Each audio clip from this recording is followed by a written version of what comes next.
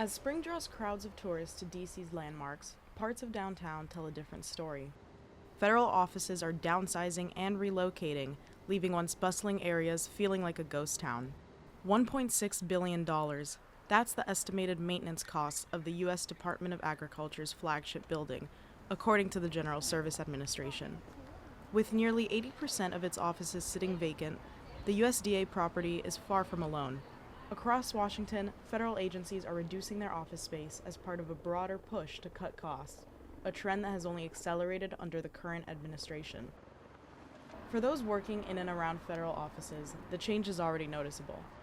From what I've seen on Capitol Hill and the DOJ, I've really seen limiting use. I've seen a lot of people go in and out of the office, a lot of days online and remote.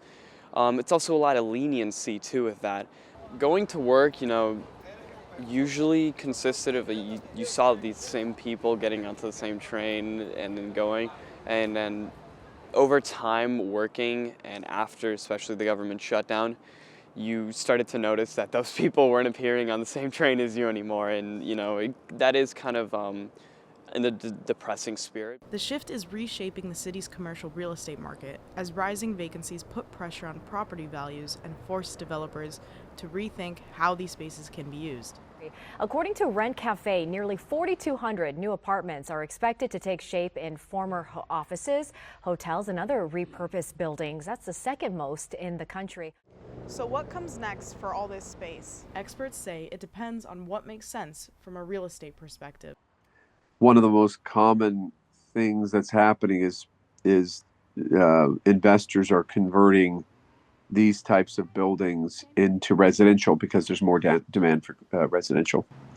It certainly means there's going to be a lot more interesting residential opportunities downtown. In a lot of ways, it could actually liven the city more. I actually think some interesting change will come out of it. It's a tough topic because it's, a lot of people have lost their jobs. The very fabric of what makes DC is the stability that comes from the federal government and jobs from the federal government. As downtown DC faces a change in identity, the future of these federal buildings plays a major part in how the city will grow.